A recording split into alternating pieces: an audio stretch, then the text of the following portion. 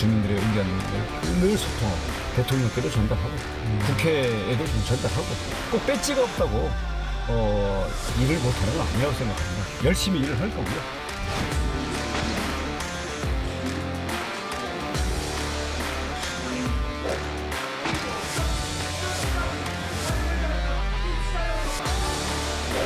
저의 결정의 시간, 결정의 때는 차오르고 있다.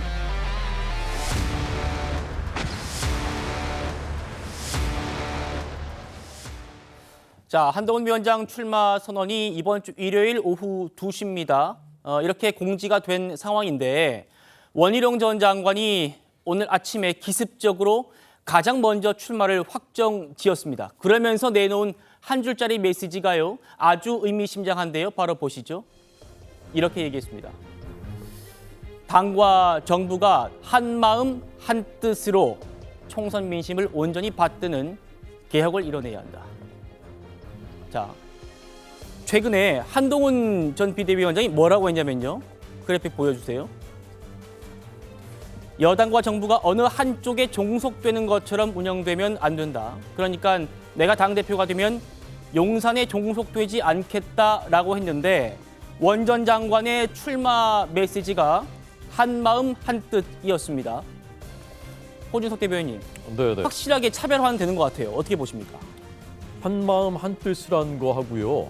어느 한쪽에 종속되면 안 된다라는 것이 배치되는 얘기는 아니지 않습니까? 저는 두 가지 다 맞다고 생각합니다. 한마음 네. 한뜻이 돼야 되는 것이고 그러나 사안에 따라서는 생각이 다를 수 있는 거고요. 어떤 경우에는 이제 토론도 해야 되는 거고 문제 제기할 수 있는 거고요.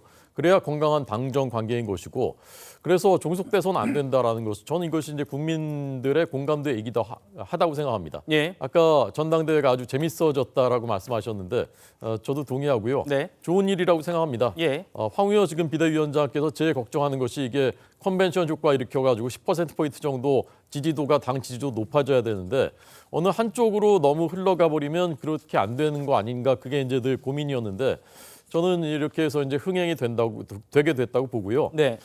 다만 이제 서로가 지켜야 될 금도를 지키면서 넘지 말아야 될 선을 넘지 않으면서 해야 된다고 생각하고 저는 원희룡 그 전 장관의 저 첫 번째 일성 메시지는 어쨌건 저희 당 지지자들의 가장 큰 정서는 이재명 대표와 누가 싸울 수 있겠는가? 네. 그건 그래도 한동훈 아닌가라는 게 이제 제일 저는 크다고 생각하고 두 번째는 그런데 대통령과 너무 싸우는 것 아닌가 하는 이제 그런 걱정도 있거든요. 네. 일부.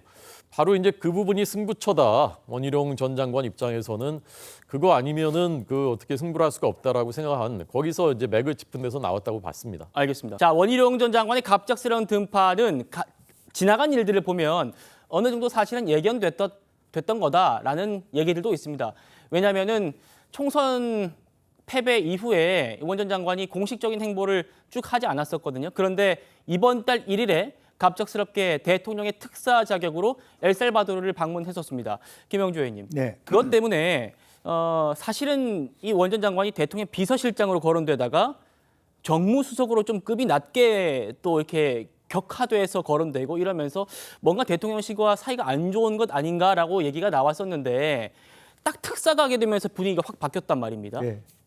그렇습니다. 실제적으로 보면 뭐 비서실장뿐만 아니라 총리 후보가 될 수도 있고 그런데 실제로 장관을 했던 사람을 정무수석으로 얘기했다. 혹은 이재명 대표하고 영수회담 하면서 원희룡 그 전 장관을 아예 뺐다. 그렇죠. 그런 얘기까지 들리면서 상당히 네. 원희룡 전 장관 입장에 기분이 나빴을 수도 있는데 아마 그것도 섬세하게 대통령께서 반영을 해서 엘살바도르 대통령 취임식 특사로 보냈던 것 같습니다. 예. 그때 또 국토부 장관 했던 것과 관련해서 그 나라의 어떤 SOC 투자와 관련된 연관성도 그렇습니다. 있었고 그렇기 때문에 그 관계를 그렇게 원만하게 다시 재조정했기 때문에 이제 그런 측면에서는 대통령과의 관계는 소원해지지 않은 것으로 봤고 그 네. 이후에 어쨌든 원희룡 전 장관이 한동훈 말하자면 전 비대위원장하고의 식사 자리를 통해서 여전히 지금까지 본인은 드러나지 않았습니다만은